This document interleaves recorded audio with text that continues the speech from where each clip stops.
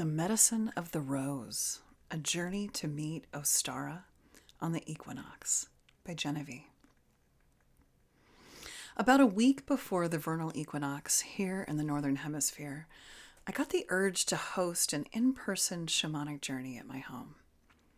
After a few years of teaching this technique, there are at least a few participants available to join on a whim, and when we meet in 3 or more, the outcome is greater than the sum of its parts. Selfishly, that's what I was craving. We convened an hour before sundown to cluck away as hens do. Then the drums kicked off around the fire as the sun set. We called in the directions for guidance and support during our efforts and set off with the intentions of meeting Ostara, giving her a gift, as one does in the presence of the goddess, and to ask if she had any wisdom to share on this particular day of power. As always, these journeys are considered an opportunity to initiate and cultivate relationships. Secrets are often revealed only after bonds are forged and trust is gained. Devotion, if you will. The insights to be had from these internal archetypes only come from attention paid in service to the relationship. That is not a love that can be faked. I was drumming for the ladies this evening, and that too is a different role than being the recipient of sound.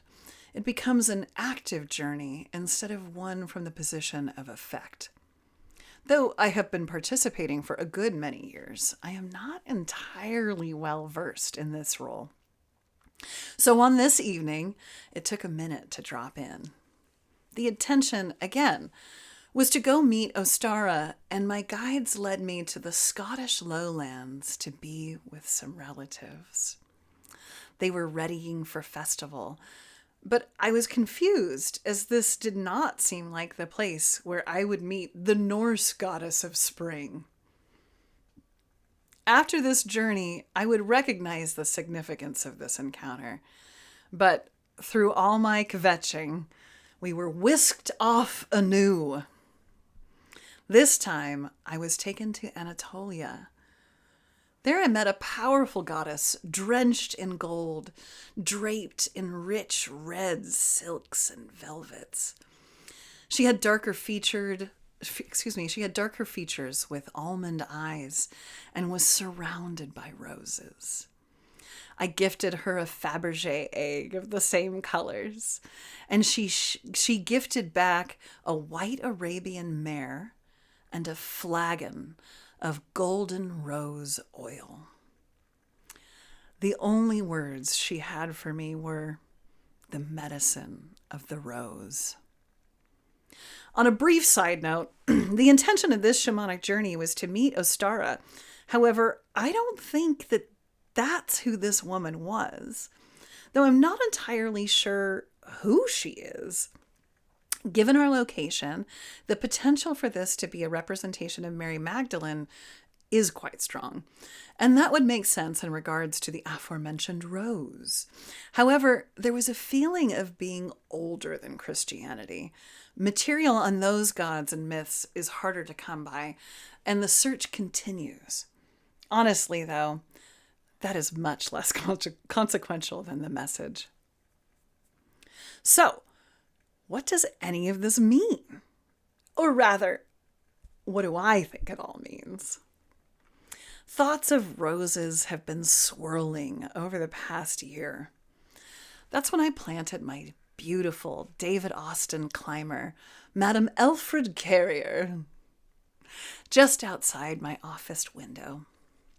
It's so exciting to see all the new growth and little buds start to form, the anticipation of the upcoming display, the desire, the dreams, and the angst of all that could go wrong.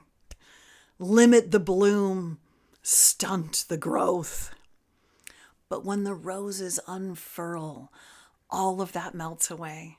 with the gratitude for being able to behold the beauty of just one blossom. We covet the beauty of the rose from the first blush of color after she sheds her green, all through the magnificence of her open bloom. That heady scent, known distinctively the world over, has been sought after by perfumers and tea curators, chef and apothecary, pilgrim and poet alike. Napoleon invaded nations to bring his Josephine new varietals. Shakespeare wrote the most famous of prose, inspired by the flower. But that bloom fades. Yet, the plant persists. In fact, that blossom only served a particular purpose in the plant's life cycle. It was a means to an end. The real gold of the rose comes after that flower has faded, after she has shed her pretty petals and transformed into juicy fruit. The medicine is in her hips. The rose hips are what hold the seeds of life for the next generation and the nutrition to bring that new life to fruition. Rose hips are full of vitamin C, antioxidants. They help with inflammation and arthritis. They improve immune function, and they help to maintain radiant skin. Rose hips are good medicine. The plant has achieved actualization. She alchemized her life experience and turned it into beautiful wisdom to nurture the world around her. She is lush and vibrant and full of nourishment in ways she never could have been as a mere flower. First, however, she must endure that transformational process.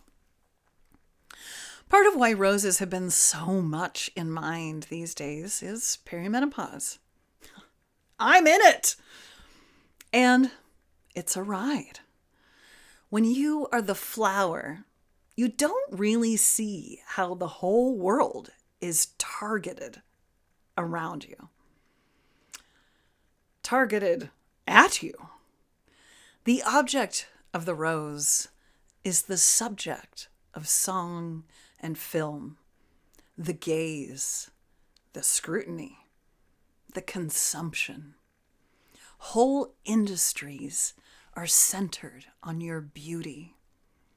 You don't really know how that will change until it does. The pull to stay in that exalted stage of life is both strong and understandable. As the rose's blossom begins its descent, you can notice little wrinkles start to form on the petals. Spots appear, petals drop, and sometimes various maladies occur. In order for the magic to happen, the rose must allow for its flower to die back so that it can have the energy to make all that goodness. At this point in the rose's life, sometimes the gardener needs to come in and prune some bits to allow for the whole plant to survive and thrive. But lo, if she endures all that, the cold nights start to come back to the world. The light lowers in the sky, the days shorten, and her hips flare. She ripens. That cold dark flushes her with color renewed, ready to bequeath her wisdom. Perimenopause feels so much like all of this. It's a bridge between the flower and the fruit. Yet it's over a decade of its own being. It is the alchemical process that begets gold from lead. It's the integration process. Our bodies are a seemingly constant state of mystery. Some of our petals are falling off. Odd growths appear. Our trunks stiffen. Some leaves are getting powdery mildew. Others just need to be trimmed away. Personally, I have been in the throes of some of these challenges lately. The hair is falling out, the lashes are thinning, strange growths, and the need for possible pruning. As an animist, there is so much to learn from the natural world.